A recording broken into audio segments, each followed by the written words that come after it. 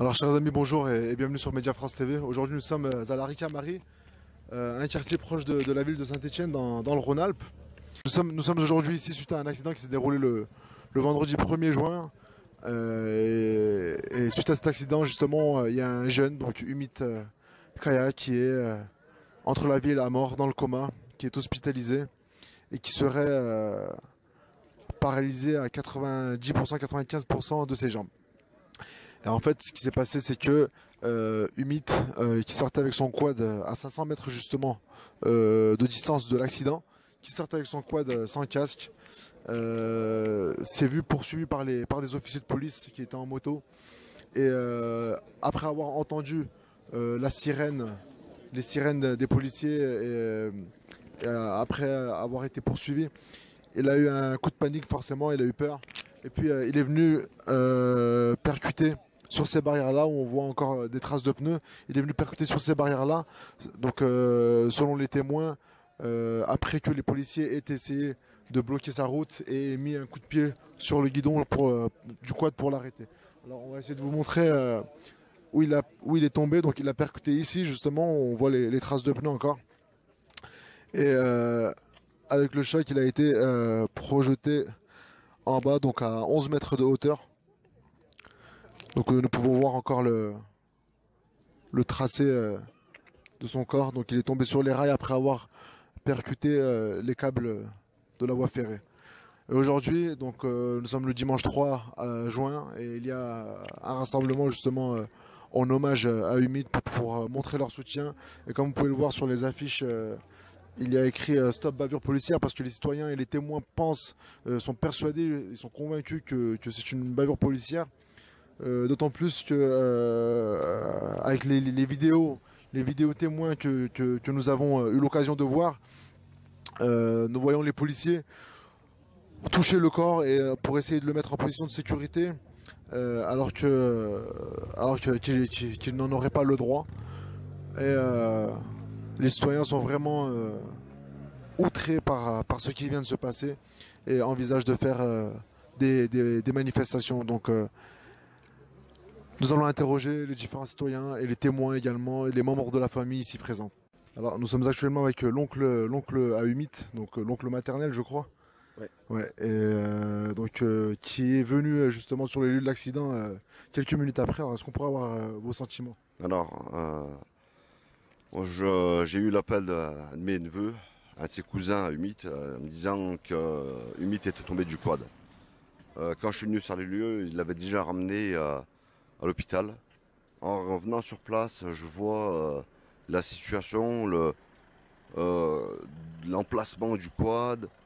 Je vois l'état de réaction des policiers. Je trouvais pas ça normal. Je leur gueule dessus, je demande des explications, pas capable de me regarder et de me dire écoutez, monsieur Onguल, euh, votre neveu a pris le virage est tombé. Non, ils sont tous en train de se regarder, les deux policiers sur les motards regardent par terre, ils sont même pas capables. Avec les nerfs, on commence à les insulter, pas capable de me regarder dans les yeux. Moi, je pense, en pensant que mon neveu est tombé que du quad, on me dit qu'il est tombé du pont, je devenais fou, pas capable de leur dire de me regarder dans les yeux. Culpabilisent donc sont coupables de ce qu'ils ont fait. Alors, en fait, avec ce que vous leur avez dit, ce que vous leur avez demandé, vous avez le sentiment que eux, de leur côté, ils avaient un sentiment de culpabilité en fait. Culpabilité, ben oui, forcément, parce que vous êtes policier, vous êtes censé renseigner ce qui s'est passé sur les lieux. Quand une personne de la famille vient sur place, vous leur écoutez, ben, c'est passé ça, ça, ça. Pas capable de me dire dans les yeux, monsieur Onguल, votre neveu a fait ça ou a fait ça. C'est pas possible. Ils sont tous, ils regardent tous de travers, ils n'arrivent pas à parler. Les deux policiers regardent par terre. Quoi? Parce que, soi-disant, on me dit oui, parce qu'ils étaient sous choc. Sous choc de quoi? C'est leur métier. Ils ont l'habitude d'avoir des situations comme ça. Mais ça, on demande que justice soit faite, c'est une bavure policière ce qui s'est passé. Donc vous êtes persuadé que c'est une bavure policière. Et qu'est-ce que vous pensez en fait du fait que les policiers aient intervenu directement sur le corps qui était au Ben sol? oui, on a des vidéos de toute façon qui prouvent qu'ils interviennent voir la situation, vous n'avez pas le droit de toucher déjà. Il est tombé 12 mètres, vous touchez une personne qui est tombée 12 mètres, c'est pas possible. C'est interdit ça par la loi. Il y a plusieurs choses qu'on dit. Interdit de pourchasser un jeune qui n'a pas de casque, interdit de toucher une personne qui est blessée, c'est que du n'importe quoi. La police, c'est une bavure policière et c'est tout. Et ça, il faut le crier haut et fort. Nous sommes actuellement avec un des témoins qui refuse d'être filmé. Nous allons lui poser quelques questions. Alors, comment s'est passé l'accident en fait? Qu'est-ce que tu as vu? Bah, en fait, ils l'ont poursuivi. Au niveau des garages, là, je connais pas la rue. Ils l'ont mis un coup de pied, ils ont essayé de lui mettre un coup de pied.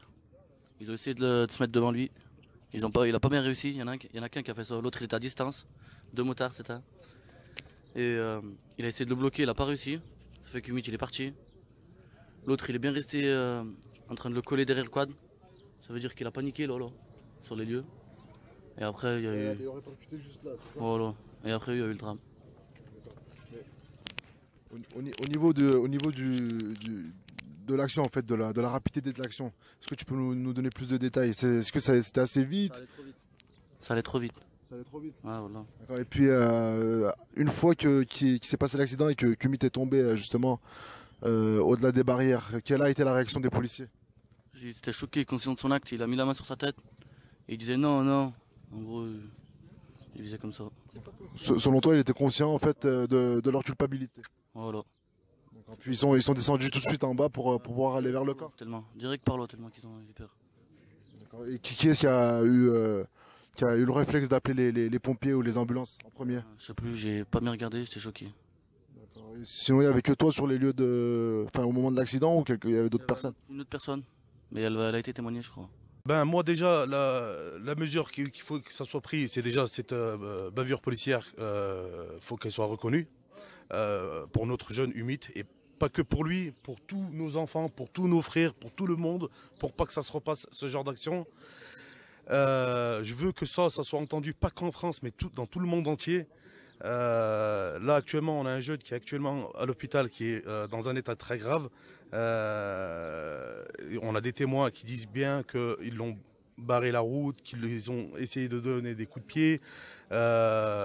Et quand ils l'ont braqué là, il a essayé de le rentrer dedans. Il a essayé de le rentrer dedans pour qu'il l'arrête, mais ils n'ont pas le droit de faire ça. Alors lui, Humit, pour pas le taper, le flic, il a tapé la barrière et il est tombé à peu près de 12 mètres de haut, quoi. Alors, c'est vrai qu'on nous dit que juridiquement parlant, les officiers de police n'ont pas le droit de couper la route ou de poursuivre même un motard qui n'a pas de casque. Exactement. Et de plus que une fois que le corps est au sol, ils n'ont pas le droit de le toucher. Exactement. Et ils doivent attendre l'arrivée des pompiers. Moi j'ai passé mon brevet secouriste, ils étaient en train de lui faire le PLS qui s'appelle le position latérale de sécurité. Et quand on voit, pour une chute de 12 mètres, ils n'ont pas le droit de faire ça, ils n'ont pas le droit de le toucher. De plus qu'on a eu l'occasion, nous et nos équipes, de voir la vidéo. Exactement. Et c'est vrai qu'en essayant de tourner, il arrive encore à bouger le bras, il n'est pas encore paralysé. Mais quelle est la situation en fait du mythe actuellement? Actuellement, de le toucher déjà, ils n'ont pas le droit. Pourquoi ils le relèvent? Pourquoi ils essaient de le mettre en position latérale sécurité? Ça, je comprends pas. Actuellement, il est hospitalisé encore. Actuellement, il est toujours hospitalisé. Dans quelle situation? Eh ben là, il est toujours au coma. Toujours au coma. Il est toujours inconscient. Inconscient, mais est-ce qu'il y a des nouvelles? Est-ce que les médecins ont dit qu'il y avait un espoir? Ben déjà, d'après les médecins, ce qu'ils nous disent, c'est qu'il est 95% handicapé au niveau des jambes. Et qu'il y restera à vie, malheureusement.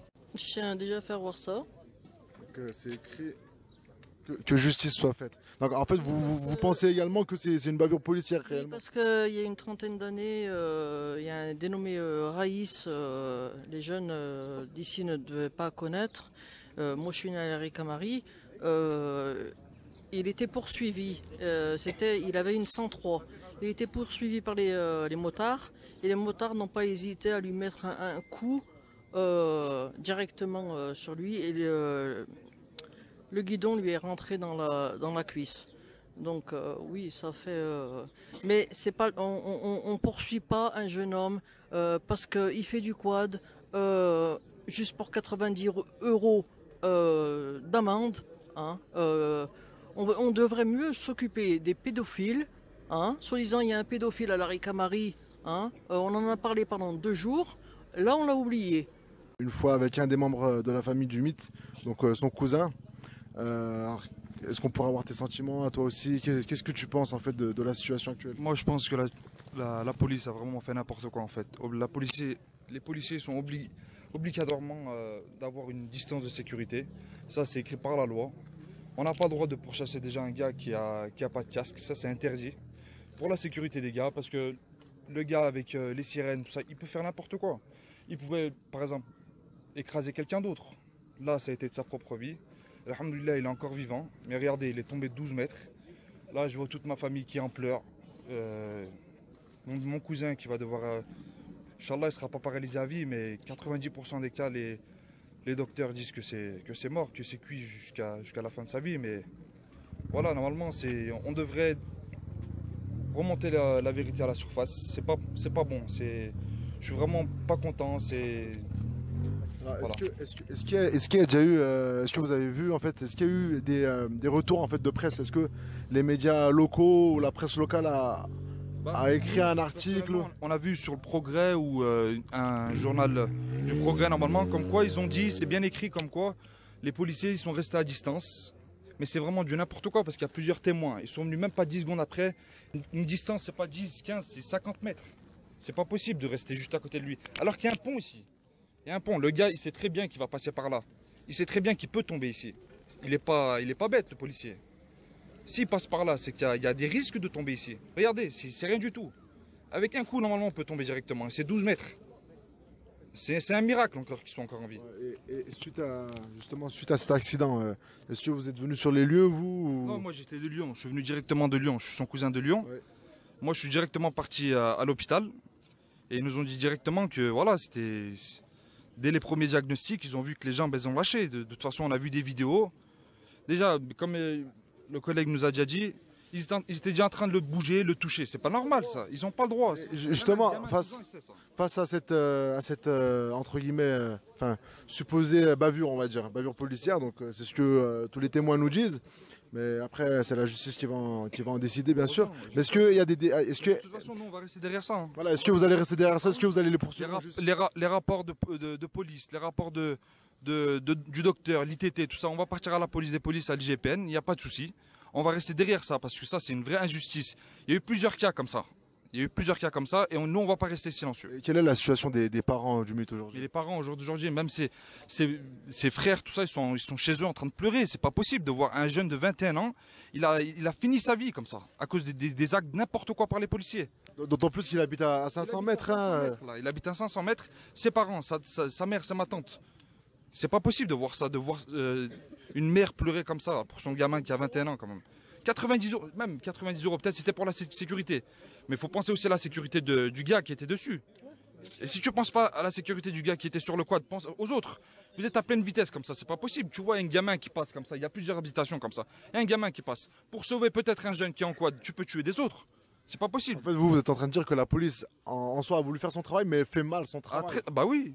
Bah oui, tu penses pas à la sécurité des autres alors, si tu viens à pleine vitesse comme ça. Ah, il y a un jeune qui fait peut-être n'importe quoi. Il est venu, il allait partir dans un endroit juste pour faire du quad, légalement là-bas.